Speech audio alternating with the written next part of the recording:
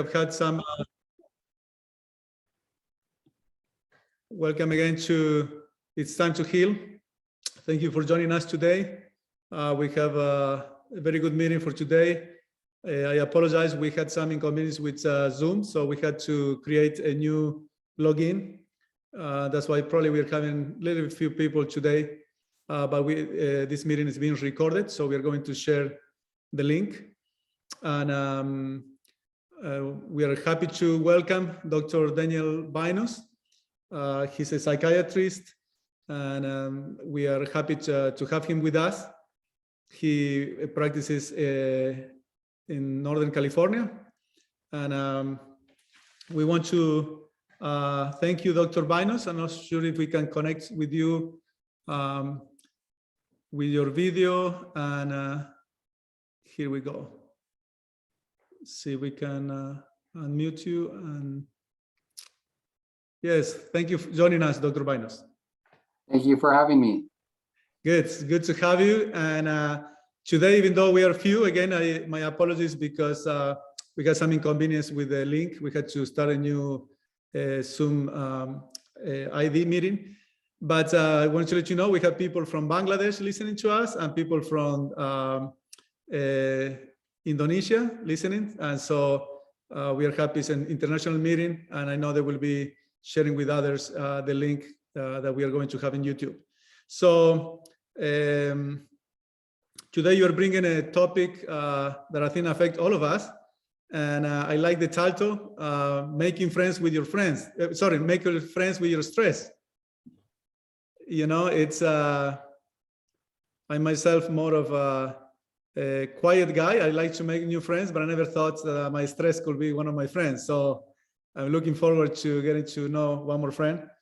And I want to let you know at the end of the presentation today, we'll share the link for Dr. Binus's place where he works. And it's a beautiful place in Northern California. So since we are starting a little bit late, and I know he has quite a bit to share with us, let me read for you some information about Dr. Binus.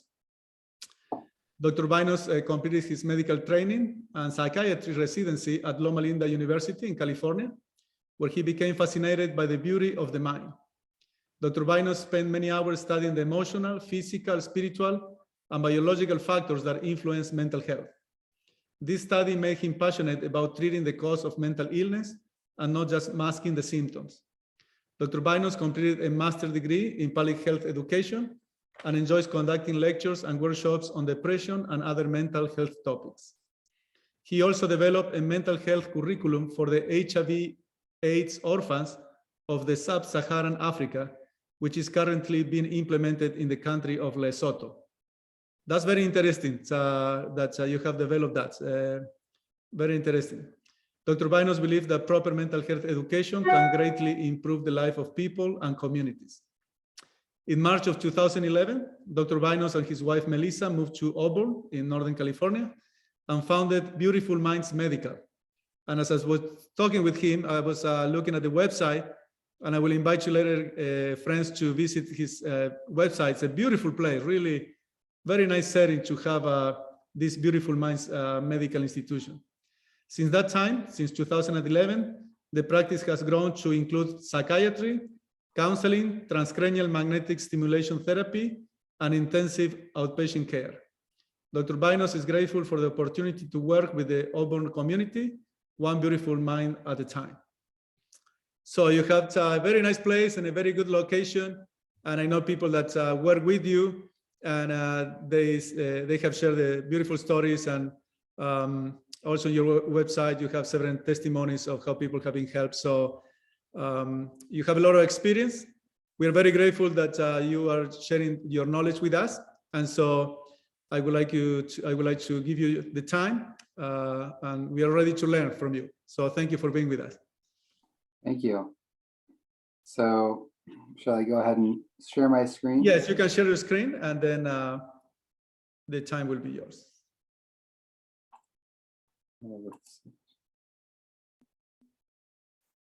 I'm trying, but it says that it's disabled participant screen. Okay, so let's see if we can connect that. Give it just a second there. Okay, could you now try again? Yeah, there we Okay, go. excellent.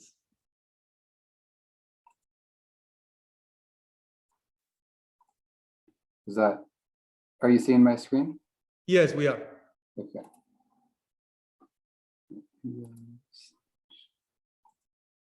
Okay, very good. Now I wonder if I can minimize this there. There we go. Wait, it doesn't. Okay. All right. Well, thank you for having me. I'm excited to share this topic. I think it's very pertinent, dealing with all the stress that we're under, especially over the last 2 years with COVID and everything. And we're going to dive right into that. And, I think one of the big things that I've given a lot of thought to is that naturally we think of stress as a negative thing. But I hope by the end of this presentation, you can actually start realizing that stress is not really a bad thing, but it's how we actually deal with that stress. And if we learn to deal with it properly, it can actually be a very good thing. And that's why we can be friends with it. So what is stress? Well, the dictionary defines stress as a factor that causes bodily or mental tension. And a lot of times, I'm getting some feedback in the background. I don't know if we can. Yes, sorry, we'll ask the participants to mute yourself, please. 7 months, wow. Okay, there we go. Thank you. Thank you. So stress is a factor that causes bodily or mental tension. So a lot of times we don't always even realize when we are stressed. Now, oftentimes we do feel that tension in our minds, in our brains, and we can have racing thoughts or just feeling some anxiety. But a lot of times we tend to actually carry stress in our bodies. So that can feel like a tightness in our bodies, maybe even in our chest or in our back or in our stomach. So different people hold stress in different locations. And I think especially for a lot of us guys, we always say, oh, I'm fine, I'm not stressed. But in reality, we're just not aware of how much we are stressed. And if we notice our bodies and pay attention to that, we'll notice, wow, yeah, there's some tight areas and maybe I'm a little more tense and uptight than I thought I was. So what actually happens when we are faced with a stressor and our bodies go into a stress response? Well, there's two components to the stress response. The first component is what we call the fast component, related to the sympathetic nervous system. And you can see over here along the yellow line, this is a diagram of the sympathetic nervous system. And basically when you are faced with major stress, then you're going to have a release of adrenaline. And that adrenaline is released here in the brain. But not only in the brain is the adrenaline released, but there's nerve cells that travel down to the adrenal glands that sit right above the kidneys. And those adrenal glands release adrenaline into the bloodstream. And this is what actually causes elevation of heart rate, dilated pupils, and changes the blood flow. And it gets us ready to do what we call fight or flight, fight or flee. And then there's the slow component, which is goes along what we call the hypothalamic pituitary adrenal axis. And this is slow because in this response, we have ACTH released from the brain. ACTH actually travels through the bloodstream instead of along the nerve cells. The nerve cell transmission is much more quick. Through the bloodstream is going to be much more slow. And as the ACTH reaches also the adrenal glands, the adrenal gland then releases cortisol. So cortisol gets a bad rap, but in reality, short-term release of cortisol can be very helpful, and it actually helps regulate the stress response. So there's a feedback mechanism where when you have cortisol being released, it actually goes back to the brain and says, okay, stress has gone by now, and we can calm down again. We can shut down that fight or flight response.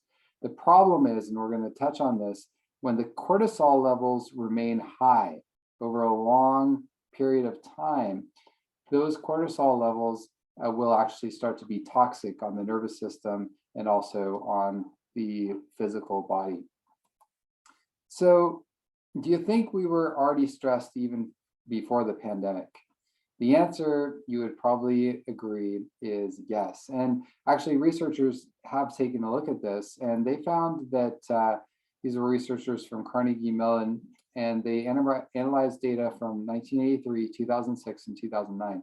They found that self-reported stress levels were already increasing 10 to 30% in the last 3 decades. And who do you think had it the worst?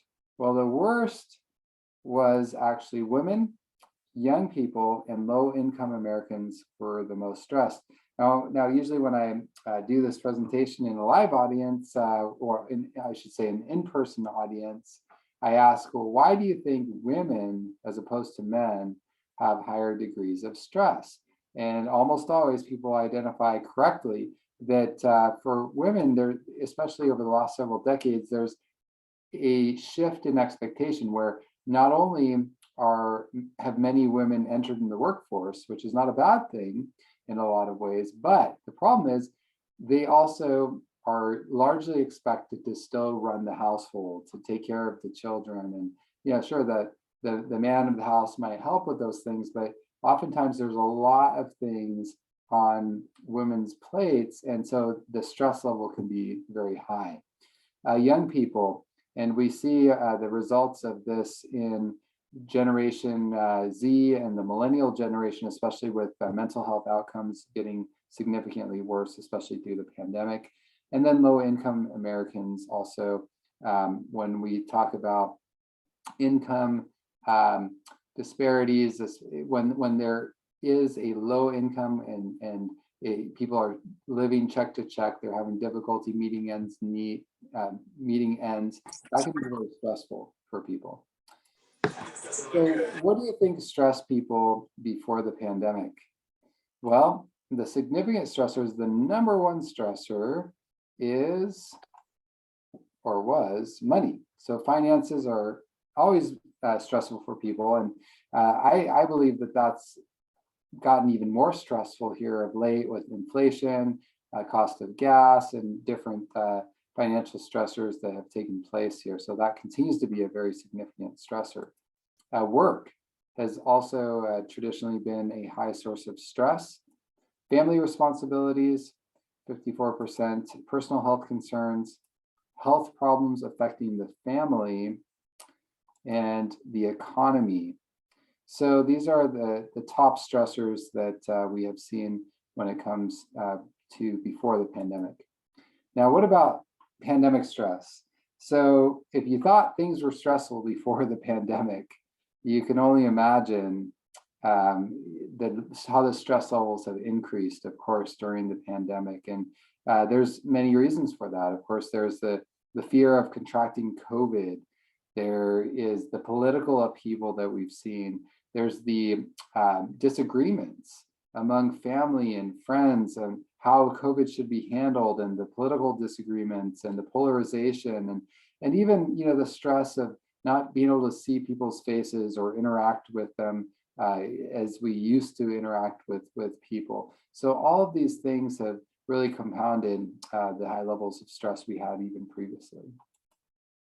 So a year ago, in January 2021, they did a household survey, and they found that more than 8 in 10 Americans reported feeling stressed in the last 2 weeks. So high levels of stress for almost all Americans.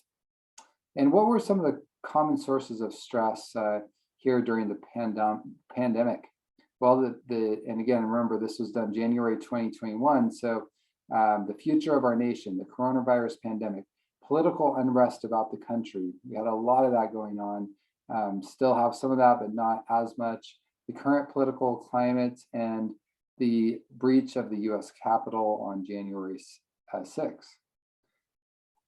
And then, especially here in California, to compound all of that, this last summer was one of the worst fire seasons that we've had, especially here in Northern California. Here's a picture that was taken from the river fire, which occurred just in basically just a few miles down the road from where I live. And so it was one stressor after another. And then here, of course, recently we have the conflict between Russia and Ukraine and everything going on there. And it just seems like there's in one thing after another after another. In some ways, you know, I really do think that we as a world are prone. Most people in the world have been exposed now over the last couple of years to enough trauma, enough stress, that we're almost developing kind of this worldwide PTSD, post-traumatic stress disorder sort of mentality, where we're hypervigilant. We're wondering, whoa, what's going to happen next? And we're always on our toes, and we're having this sense of doom and gloom for the future. And it really has been harmful for our mental health in the world. And so what are some of the things that relentless stress, unmanaged stress can cause? Well, there's a lot of health problems. And again, this is where you know, the chronic long-term stress really plays a big role. So a majority of adults, 61%, reported experiencing undesired weight changes since the start of the pandemic. And of the ones that gained weight, look at this, of this group, adults reported gaining an average of 29 pounds. So you've heard of the COVID-19, right? In other words, people joke about, yeah, I gained 19 pounds during COVID, but the average actually of those that gained weight was not 19 pounds, but 29 pounds. So a very high amount. And a lot of that is because people were just more sedentary, they're not getting out of the house, they're withdrawn, they're eating more food, unhealthy behaviors, etc. 2 in 3 Americans said they are sleeping more or less than they wanted to since the pandemic started. So sleep problems, which can be very harmful for health in general. Nearly 1 in 4 adults reported drinking more alcohol to cope with their stress during the coronavirus pandemic. And, you know, it's not just alcohol that people have used, also other addictive behaviors, whether it's drugs, sometimes even something as simple as starting to overeat. It can, like sugar has addicting qualities, even though it's not classified as an official addiction. There are people that cope with sugar or other ways of escape, even like video games, excessive media consumption, etc. Nearly half of Americans said they delayed or canceled healthcare services due to the pandemic, which is kind of ironic. Essential workers, frontline workers, were more than twice as likely as those who are not to have received treatment from a mental health professional and to have been diagnosed with a mental health disorder.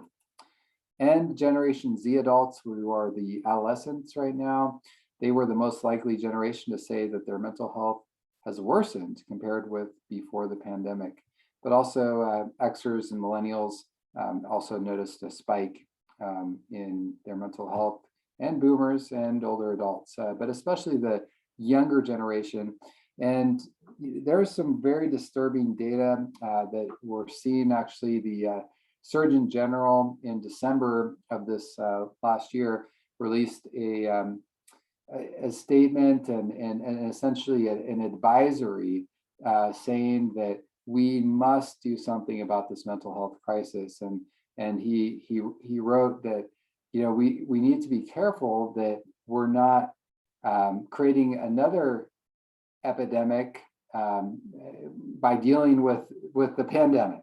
And essentially what he was saying is, you know, because of the pandemic, there is a lot of mental health problems that are surfacing, and we have to address that. And actually some of the main mental health organizations, including the American Academy of Pediatrics and the American Psychiatric Association for Child and Adolescent Psychiatry, also have declared a mental health state of emergency for this young generation.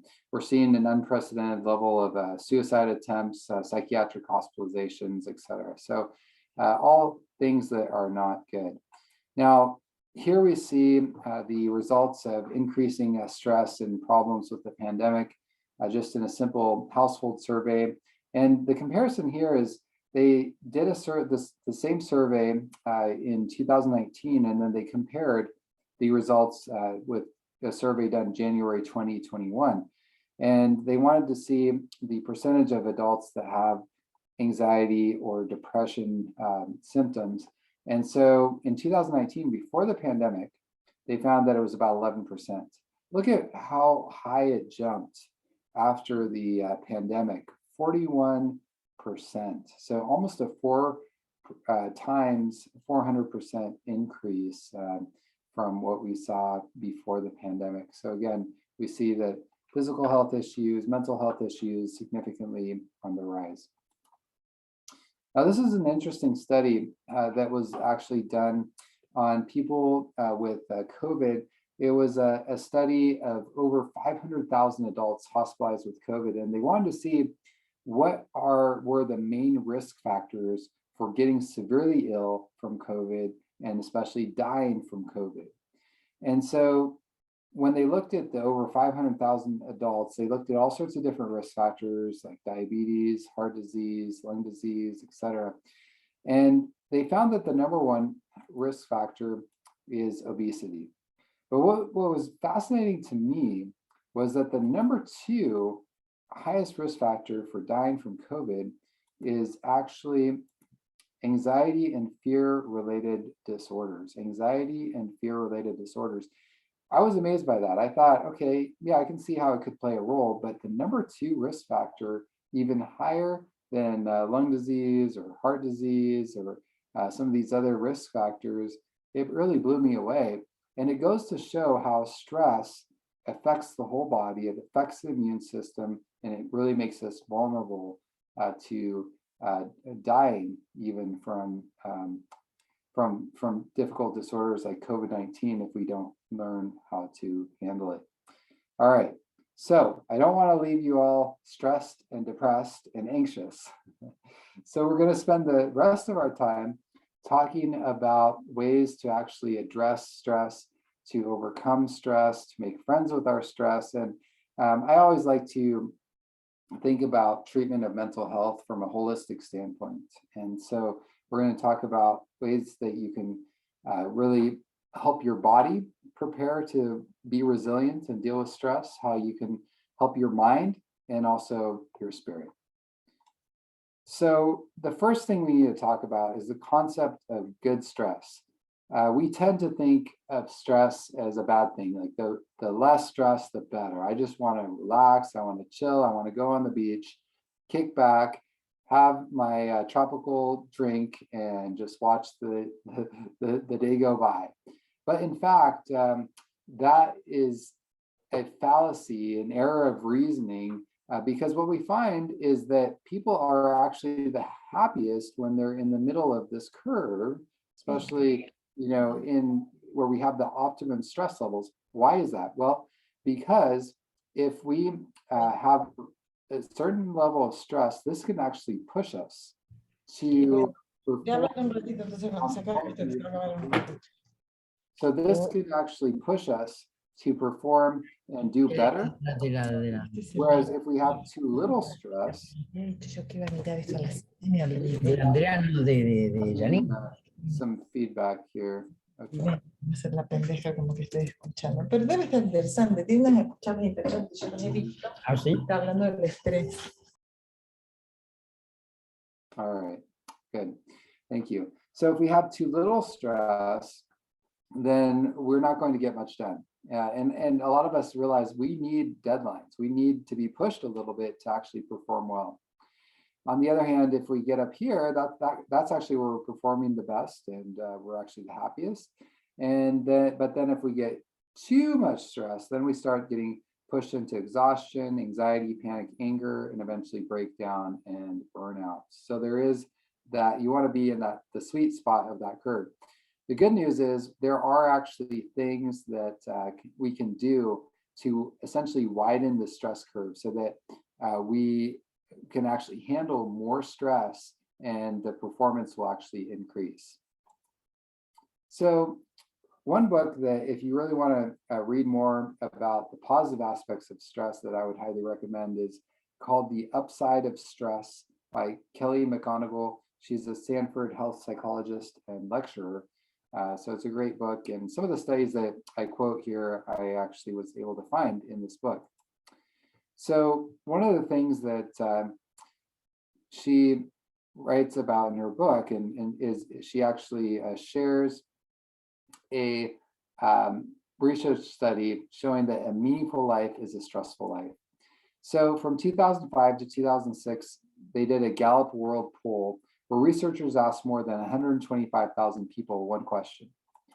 Did you feel a great deal of stress yesterday? What the research actually found was that the happiest people in the poll were highly stressed, but not depressed. And it's a very interesting thing because what we find from the research is that stress actually, if we handle it correctly and we don't allow it to depress us and overwhelm us, it actually allows us to be happy because we're engaged with life, we're doing things, and we're accomplishing things. Another study showed that those who experienced the highest number of stressful events in the past were most likely to consider their lives meaningful. So again, the very things that actually stress us, especially like relationships, for example, and difficult situations in life, those are the very things that actually bring meaning to our life and help us to grow, help us to connect and find that state of joy and purpose. And so that's why people that are actually stressed tend to be happier if they learn to deal with their stress in a healthy way. So how can we prepare our bodies to deal with stress? Well, one of the best things we can do from a physical health standpoint is actually exercise regularly. And I know we all hear it all the time, but what's really interesting about exercise when it comes to stress is that, exercise actually does increase cortisol, the stress hormone. But what does this say here? Only transiently. So what that means is it increases it a short period of time and then it wears off. And it lowers the hypothalamic pituitary adrenal axis reactivity. So in other words, when we face new stressors, whether it's emotional stressors or other new physical stressors, the next time we face stressors, if we exercise, then we're going to be able to handle that stressor better. Our body is going to be less reactive to stress. So it really prepares us to deal with stress in a healthier way and be able to manage that more easily. Hydrotherapy. So hydrotherapy is what we sometimes call water shock treatment, where you get nice and hot, and you can do this simply in the shower or in a hot tub and a cold tub. So there's various ways to do it, but essentially you want to get your body nice and hot.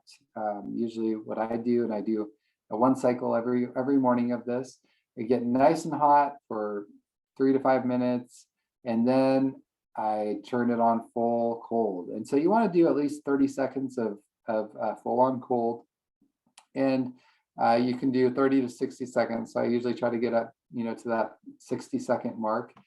And it is actually a stressful event, as you can imagine. And at first, people often don't like it. But over time, you actually do build resilience to that stress. It does activate that fight or flight. It releases adrenaline. It also releases endorphins. So at first, you might not like it, but afterwards, you actually really feel great. It enhances the blood flow to the body and to the brain as well. And it also releases neurotrophins, which are molecules in your brain that help your brain to develop and change in a healthy way. And it also activates the immune system. So again, this is something that stresses us temporarily, but it actually allows our body to, in the long run, function better. And that's one of the basic principles when we're trying to find things that are healthy for us to learn to deal, our bodies and our minds to deal with stress better. It's a stressor, it pushes us but it's transient. It's not there all the time. And that actually makes us more resilient and able to deal with other stressors. Here's an article just showing how, when you get nice and hot, hyperthermia, that actually stimulates human monocytes, which are immune cells that are important in fighting infection.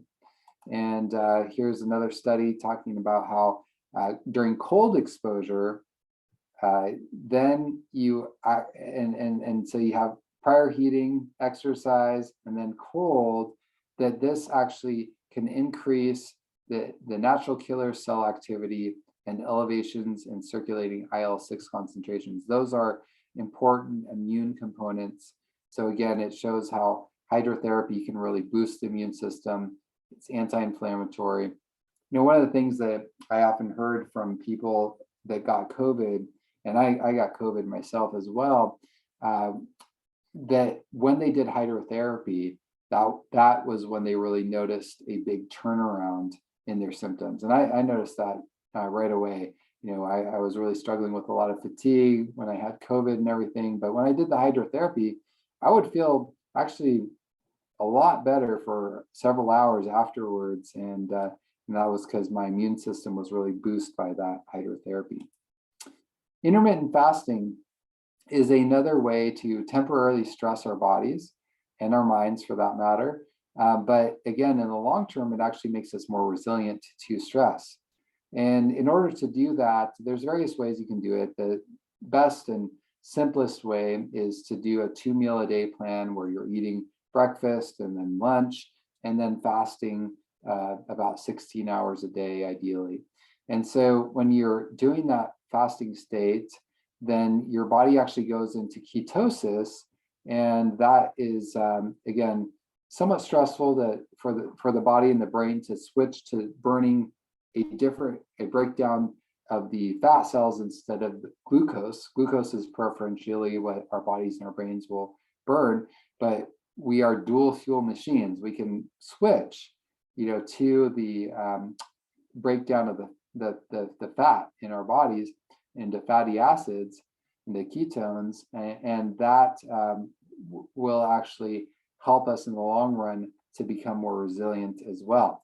So fasting, actually studies done on that shows that there is increased brain-derived neurotrophic factor, and this is in turn enhances the plasticity of the brain, the positive brain changes, new nerve cell growth, and neuronal resistance to injury and disease.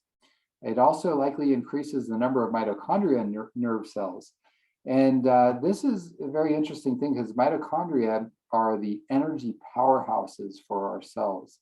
And so literally over time, as you make intermittent fasting a more consistent part of what you do, and I try to do this once a week and sometimes more, then it actually does increase your mental energy.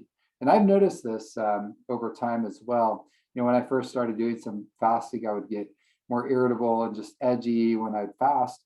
And I just wanted to eat, and I thought about food all the time.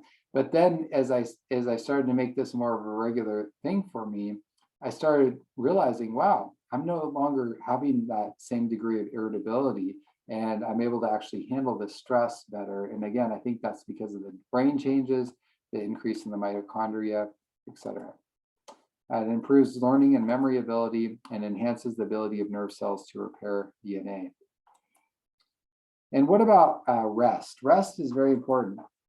One of the definitions of chronic stress is stress that lasts longer than 1 week. So it's important to take a day off. It's important for us to take time to reset the stress time clock. And if we take 1 full day off per week, then we don't need to have that chronic long-term stress. And I think that's, it makes a lot of sense to me. God does not want us to have that chronic long-term stress. And that's why he's asked us to take a day off a week, to reconnect with our family, with our friends, with God, to spend time out in nature, doing those sorts of things.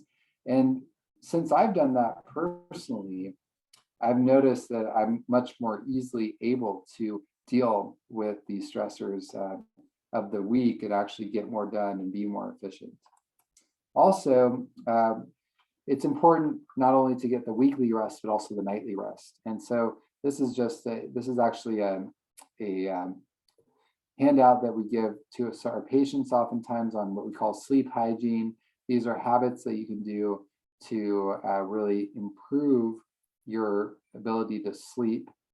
And we're not going to take the time to go through all of these, but you can get this handout actually on one of our websites. If you go to beautifulmindsoutpatient.com, under the patient resources page, you can actually download this as well.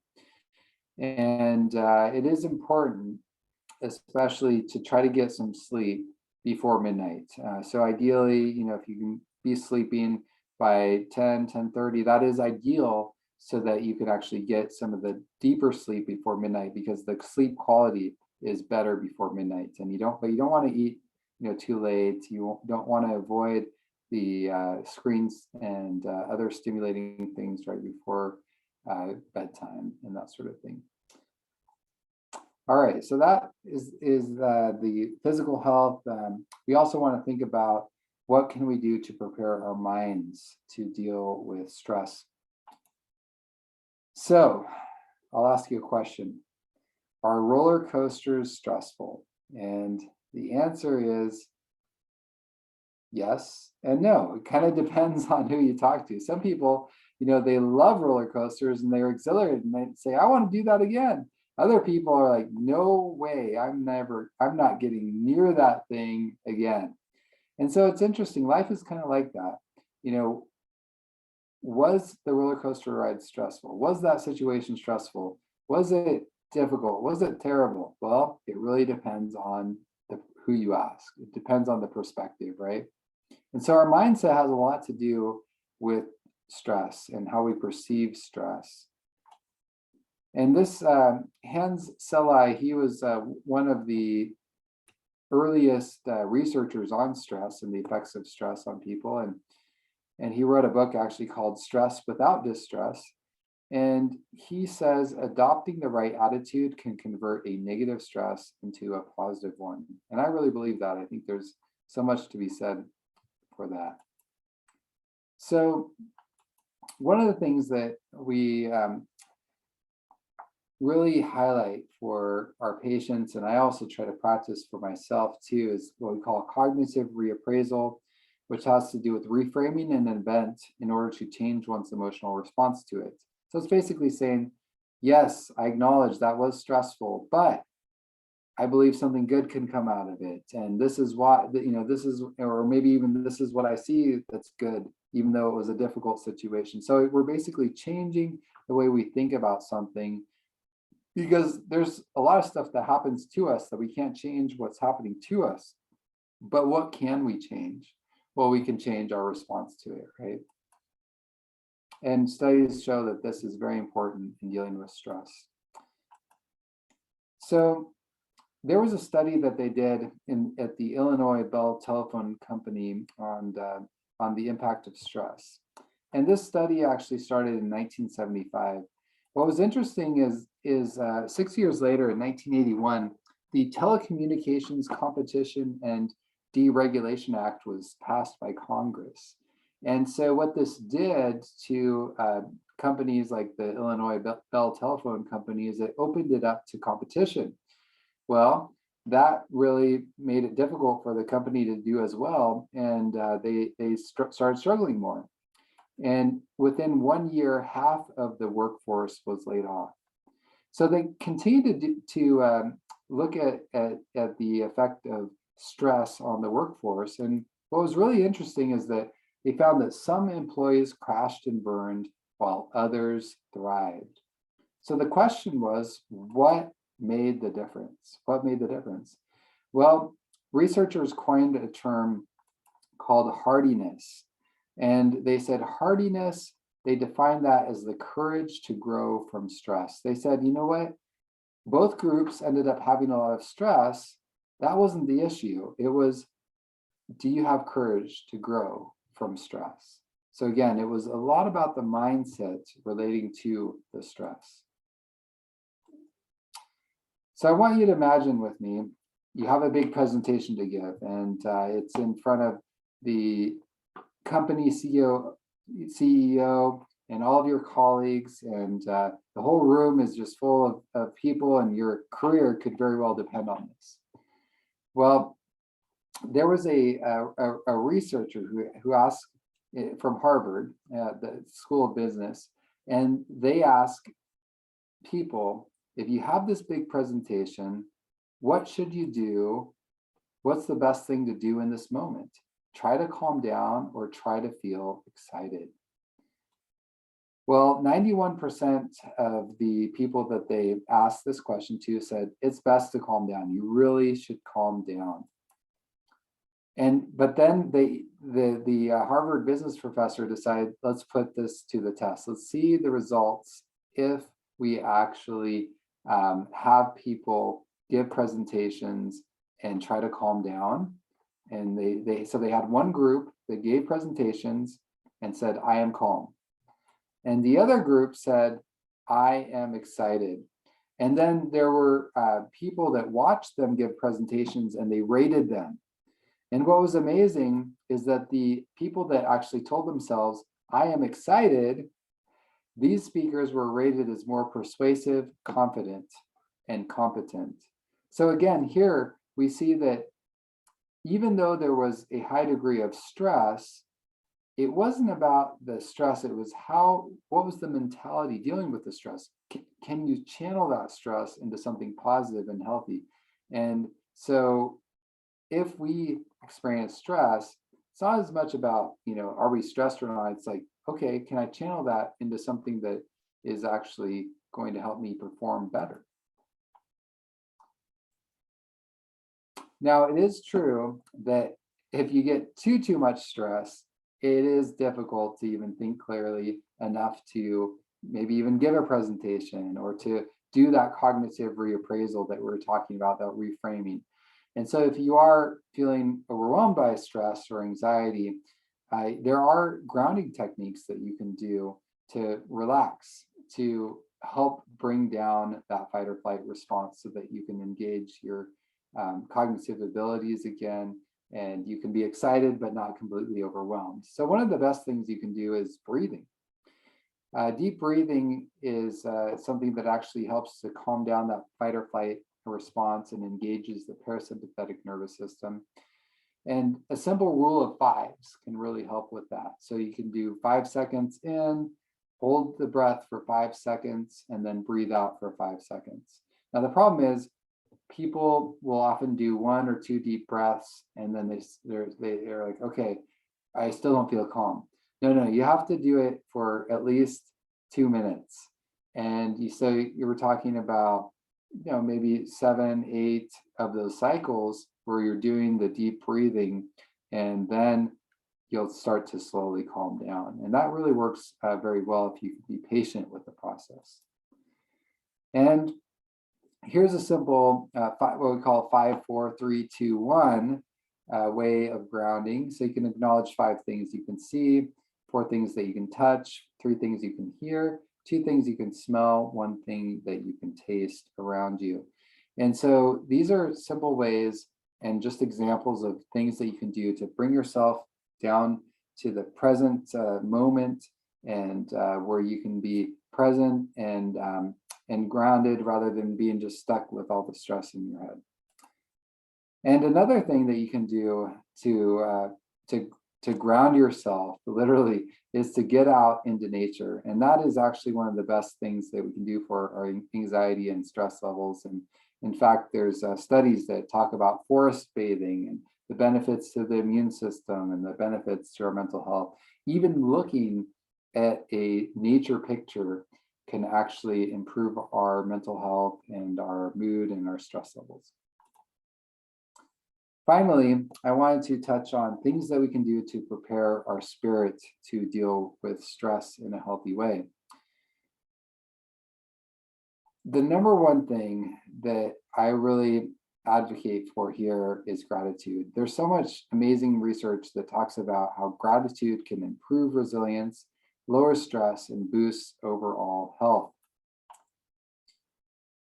The frontal lobe, which is the logical part of our brain, has to do with rational thinking, decision making, is increased in function when we do practice that gratitude. And science actually shows that we can train ourselves to experience thankfulness more often simply by paying attention to our lives differently. Attention is like a spotlight in the brain, as whatever we repeatedly bring attention to becomes stronger and brighter over time. So you might think, well, some people are just naturally positive, they're naturally grateful, but that they might not have always been that way. And people even that are negative, if they train themselves to be grateful, to look for the positive, to look for that silver lining, to look at the blessings that we have, that can become actually easier and easier. And one of the simple ways to do that is actually what we call associative learning. So we can develop cues for gratitude. In other words, think about something you do every day. For example, most of us brush our teeth every day, right? So you can train yourself, every time I'm brushing my teeth, I want to think of at least one or two things that I'm grateful for. And so then that's just something naturally you start doing every day. And there might be other things that you can associate with gratitude. Maybe when you get in your car to drive, or when you have breakfast, or whatever it might be. Practicing and making gratitude a habit throughout the day could be a wonderful way to actually maintain a healthy state of mind, positive thinking, and a better way to deal with stress. And what's beautiful about gratitude is it actually also sets the stage for us to connect better with other people. Gratitude fits into a category of what we would call pro-social emotions, and these are emotions that orient us towards the welfare of others. It creates this kind of bond, this enduring sense of connection with another person or another organism who we're poised to cooperate with. So most of us don't like being around pessimistic, negative people, but when you're around somebody that's grateful and just has that positive spirit, we love being around them, and it creates this atmosphere where people want to connect with us. On the other hand, loneliness can be very stressful to us. And what's really interesting is that there are actually studies, in military studies, that have found that resilience to stress is dependent on group support. So all these things go together. You can see how gratitude sets the stage for connection. Connection helps to set the stage for dealing with stress and being much more resilient. I'm going to skip over this for time. Now, there's some really amazing, interesting questions that we can ask ourselves to actually grow through stress and even through trauma. Most of us have heard of the term post-traumatic stress disorder. That's a disorder that can happen after we've been traumatized. There's a new term that I love. Now, this one isn't in the DSM-5, the psychiatric Bible, but I think it's a very nice way to think about trauma, and it's called post-traumatic growth. How can we grow out of the things that are stressing us out or even traumatizing us, or could potentially be traumatizing for us? So we can ask ourselves questions like, how can this experience help me grow stronger? Which of my strengths could be revealed? How could I personally grow or change? How can I feel a greater appreciation for life? How could I begin to give more time and energy to the things that bring me joy or matter most to me? In what ways could this experience help me grow spiritually? How could this experience strengthen my relationships? What positive changes could I make in my life as a result of this experience? So these are wonderful questions that we can ask ourselves. We can journal about them. We can reflect on them. We can even talk to others or debrief with other people around us about these questions. And again, it helps us to have that growth mindset to say, okay, yes, this was difficult. I would not have chosen this. I'm struggling with this and this right now. But you know what? there can be good that can come out of this. I can grow stronger. I can reprioritize my life and get my my ducks in a row, instead of maybe spending my time at work and all this, and I'm neglecting other things that are really, in my mind, more important. So even though these things can be difficult to wrestle with, good can come out of it. The final thing I wanted to share with you this evening is a story about my grandpa. And that's a picture of my grandpa in the middle there, and my grandma, and then my mom on the other side. And grandpa he's a grateful guy, and I've learned a lot from him. And he says the attitude of gratitude connects us with God's heart. The attitude of gratitude connects us with God's heart. So this picture here actually was taken on my wedding day.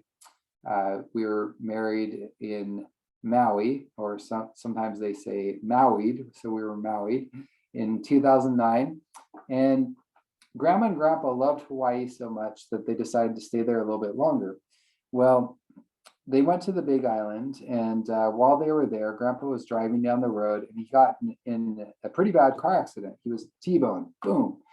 And as a result of that accident, he fractured several ribs and broke his pelvis as well. So he was in a great deal of pain. But when they took him to the hospital, he really is focused on trying to do things as naturally as possible. And so he refused all his pain medication that they were offering him. And so he was in a great deal of pain. And oftentimes the people would come visit other family members in the hospital, and they would hear him crying out in pain. And they would come to the hospital staff and they would say, I think that man over there, he needs help. He's in a lot of pain. And they would say, well, that's Bernard. We can't do much to help him because he's just refusing pain medication. Well, as soon as I found out that Grandpa was in the hospital and had been in the accident, I called him up and I said, Grandpa, how are you doing? I heard what happened and I'm so sorry. And he said, Daniel, and I could tell his voice was weaker than usual. He said, I'm so grateful. I said, grateful, Grandpa? Why are you grateful? And he said, I don't understand why this happened, but I believe that all things work together for good. And I believe that all things will work together for good, and that God has a plan. He has a plan through this. And it was amazing to watch, because God really did show Grandpa that he had a plan. And through this experience, Grandpa had some amazing opportunities, of course, he was able to share his story with other people there in the hospital about his faith and his love for God. And he told me later that when he was in the accident, there was a stop sign that flashed through his mind. Now, there was no stop sign actually at the scene of the accident, but he saw that as a very symbolic thing for him. And he said, wow, that was actually symbolically an opportunity telling me to stop and to say, maybe you need to reprioritize some things in your life. Maybe you need to look at some things differently. And so Grandpa did. He made some changes that were important. He was able to reprioritize and change some things in his life. And as a result, got a lot better quality of life in the end. And there were other good things that came out of it too. My sister, who had been struggling spiritually up to that point, and at times had even said she was an atheist, she called Grandpa and she said, Grandpa, I'm praying for you. And for him, I think that would have been enough just to hear that from my sister. And so I share this story with you to encourage you and to remind you that, yes, there are hard things that happen in life. There are stressful things. But if we continue to foster that attitude of gratitude and that mindset that good can come out of this, that actually sets the stage for good to come out of it. And God will bless, and he will bring amazing things, amazing opportunities for growth that we never imagined possible. So I hope what I shared this evening has been practical and helpful. and encourages you to not be afraid of stress, not grumble when we're feeling stressed, but say, you know what, how can I turn this into something positive? How can I grow through this? How can good come out of this? And also remember those things that we can do to prepare our bodies, our minds, our spirits to deal with stress that will come ahead of us, so that we don't feel like we're drowning, but we can actually make it through in a healthy way. We can grow and we can help others in the process. Thank you. Thank you, Dr. Binus. It was a very good presentation with a lot of useful information. So we'll ask you to perhaps stop the share screen. Okay, there we go. Yes, thank you. Thank you. I was thinking, I was listening, as we think of a stressful situation, things that we cannot control. And as in the beginning, you showed so many very difficult situations going on in the world. But some of the solutions to deal with the stress seems so simple, and that we all can do, regardless of our age and education. So just a couple of questions here. Exercise. We assume that the more the better daily. I mean, what do you usually recommend to your patients? Yeah, so I recommend, generally speaking, about 150 minutes per week, not per day, per week. So that would be, about 30 minutes, 5 days a week. Even exercise, we don't want to overdo it. It's good to give the body a bit of time to rest and bounce back. But if you feel like you don't have, 30 minutes, 5 times a week to do the moderate intensity, what you want to optimize the amount of exercise, 75 minutes per week of high intensity exercise will also be enough. But any amount of exercise is good. So even if you can't get that full amount, any exercise will be helpful, but the optimal is around that. Okay. About the hydrotherapy, that caused some anxiety in myself, because I don't like that change of hot to cold. So how many times do you switch from cold to, or is just one time you finish with cold, or what do you recommend? I'll tell you what I do. I mean, there's no exact protocol, right? As far as there's still research that needs to be done in this area. This is actually, even though it's been around for a long time, there's not a lot of studies that help to differentiate different protocols. But typically what we do with our patients is 3 cycles. So we do hot to cold, 1 time is 1 cycle. Okay, so we do that, we repeat hot, cold, hot, cold, hot, cold. That's 3 cycles. So that's ideal, especially if you're sick. And when I had COVID, that's what I did. And I did 3 cycles 2 to 3 times a day. Okay. But for me, on just a preventive daily basis, I just do 1. So I just do my hot shower, end with cold. That's it. And that's really good prevention. But if I feel like I'm starting to get sick, then I try to ramp it up. Okay. And when it comes to the intermittent fasting, so you said at least once a week. I was thinking if we do that more often, it may help with some weight loss, which, as I understand, can help also decrease depression. Is there a relationship between the weight loss and depression, or this kind of anxiety that we may feel? Yeah, definitely. So absolutely. If we need to lose weight, especially, it's going to a 2 meal a day plan is ideal. And it does matter, what time of day we eat. We should actually eat earlier in the day. If we eat too late, we're setting the stage for not only worse sleep, but also insulin resistance.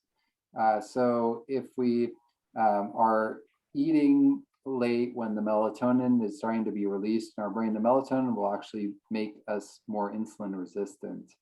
And obesity is clearly linked with mental health problems, especially depression, and part of the hypothesis there is that it does increase inflammation.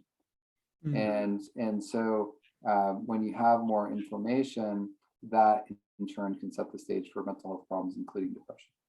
Okay. So we had at least, you recommended, I forgot the name of the first book, but the second one is Stress Without Distress.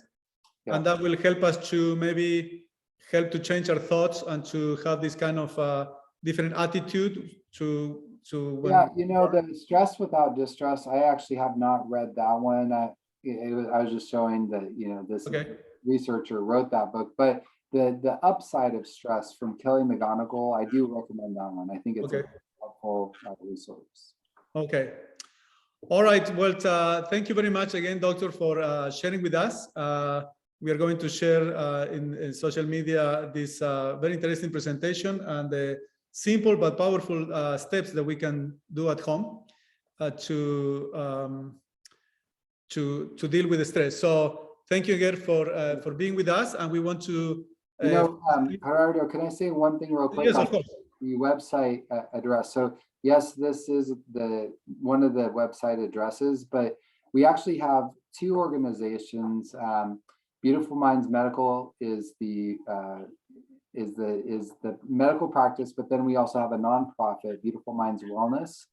And if you go to one website, you can get to both organizations. So the main website that I'd like to encourage people to actually go to is beautifulmindshealth.com. And then you can go, then from there, you can go to, you know, either Beautiful Minds Medical, Beautiful Minds Wellness, and all the resources you can access from there, beautifulmindshealth.com. Okay, thank you. Thank you for sharing that. And friends, I've been looking at the website. It has a lot of good information. Thank you for, we have there in the chat, so you guys we can keep that in mind. So thank you again, Doctor. We are delighted to have had you with us, and we'll start applying some of the things, or all of the things, hopefully, that you have shared with us. So just before closing, friends, let me show you who will be our next speakers. We'll go there. And we have a little change. I wanted to do some two announcements. As we have shared before, Dr. Nedley will be with us May 11th. What is the best nutrition to the brain? He has been with us talking about depression recovery. And so this nutrition will help us to deal better with stress, anxiety, and overcoming depression. And then we had to have a change of the date for June. My son was having on June 8th his graduation from high school. So I spoke with Amanda Anguish, who also actually he works with Dr. Binus. And she was kind to change it to June 15th.